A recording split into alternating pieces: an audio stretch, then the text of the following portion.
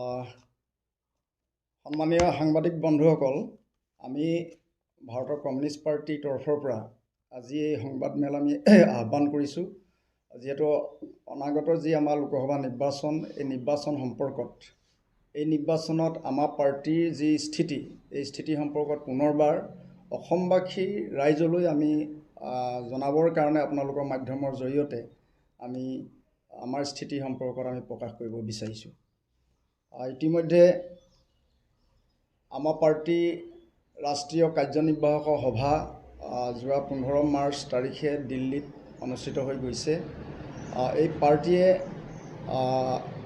এই নিৰ্বাচনত অতিকৈ গুৰুত্ব সহকাৰে এই নিৰ্বাচনটো লৈছে আমাৰ দেশৰ কাৰণে, আমাৰ পাৰ্টিৰ কাৰণেও, যাৰ কাৰণে পাৰ্টিয়ে ইণ্ডিয়া এলায়েন্স সৰ্বভাৰতীয় পৰ্যায়ত আৰু অসমতো বিৰোধী ঐক্যমঞ্চ অসমৰ লগত থাকি এই নিৰ্বাচনত অৱতীৰ্ণ হোৱাৰ সম্পৰ্কত অৱগত কৰিছে। আৰু প্ৰাৰ্থী সম্পৰ্কতো আমাৰ পাৰ্টিয়ে ইতিমধ্যে চূড়ান্ত সিদ্ধান্ত গ্ৰহণ কৰিছে। যদিও আমি পূৰ্বৰ আমাৰ বৈঠকবিলাকত যিবিলাক আমি সিদ্ধান্ত গ্ৰহণ কৰিছিলোঁ, এই সিদ্ধান্তৰো পুনৰ কিছু সমষ্টিৰ ক্ষেত্ৰত পুনৰ বিবেচনা কৰি আচলতে চূড়ান্ত সিদ্ধান্ত গ্ৰহণ কৰিছে। গতিকে এই সিদ্ধান্ত সম্পৰ্কতে মই আপোনালোকৰ জ্ঞাতাৰ্থে ক'ব বিচাৰিছোঁ।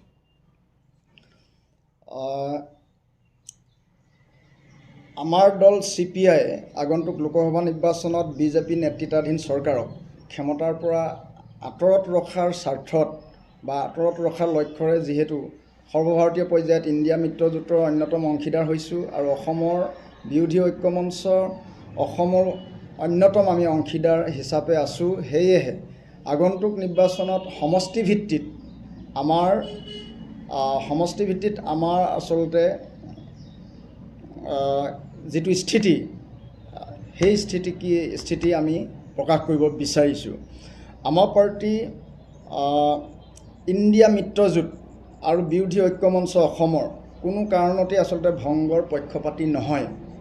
যোৱা 15 মাৰ্চৰ যি বৈঠক, এই বৈঠকে বৃহত্তৰ স্বাৰ্থত বিৰোধী ঐক্যমঞ্চত থাকিয়েই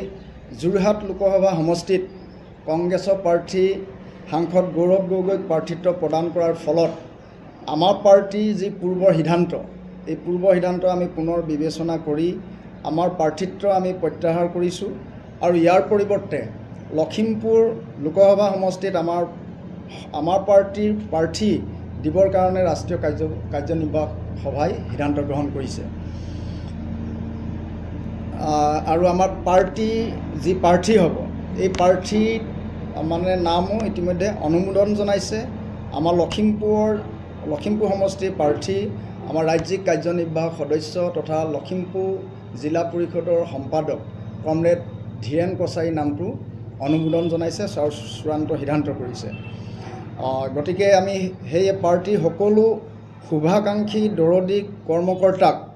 কমৰেড ধীৰেন কছাৰীক বিজয়ী কৰাবলৈ প্ৰচাৰ কাৰ্যত নামি পৰিবৰ কাৰণে আমি আহ্বান জনাইছোঁ। আৰু ইফালে যোৰহাট লোকসভা সমষ্টিৰ অন্তৰ্গত আমাৰ দলৰ যি কৰ্মকৰ্তা আৰু আমাৰ যি শুভাকাংক্ষী ৰাইজক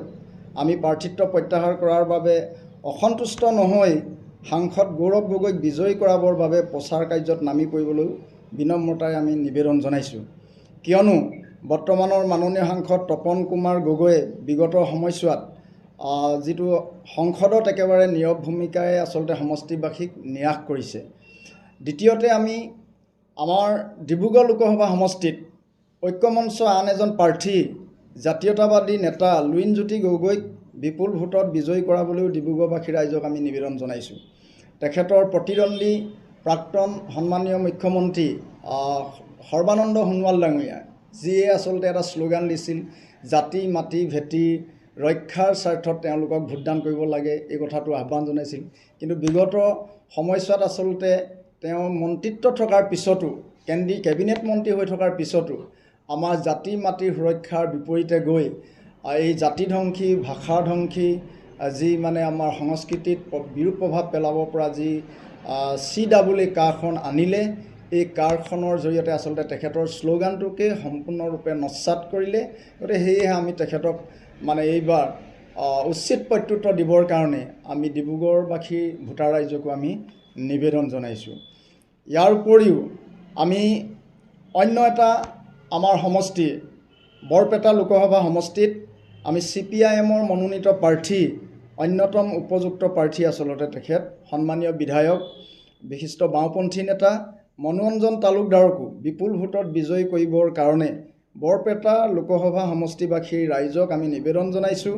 আৰু অন্যান্য সমষ্টিসমূহত বিৰোধী ঐক্যৰ মঞ্চৰ যি প্ৰাৰ্থী আছে এই প্ৰাৰ্থীসকলৰ পক্ষে ভোটদান দিবৰ কাৰণে সেই বিশেষ সমষ্টিসমূহৰ যি ভোটাৰ ৰাইজ তেখেতসকলে আমি নিবেদন জনাইছোঁ যিহেতু এইবাৰ নিৰ্বাচনটো দেশৰ বাবে অতিকৈ গুৰুত্বপূৰ্ণ আমাৰ পাৰ্টিৰ কাৰণে অতিকৈ গুৰুত্বপূৰ্ণ সেয়েহে পাৰ্টিয়ে এইবাৰ নিৰ্বাচনক আমি সংবিধান ৰক্ষাৰ দেশৰ গণতন্ত্ৰ ৰক্ষাৰ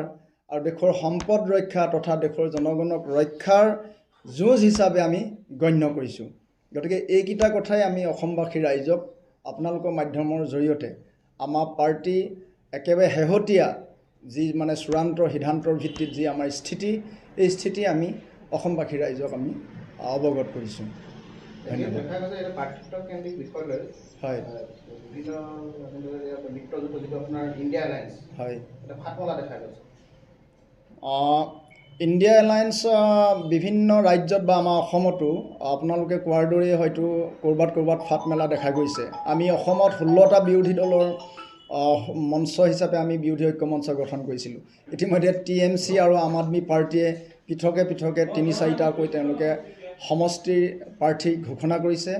আৰু আমি যদিও মিত্ৰজোঁটত এতিয়াও আছোঁ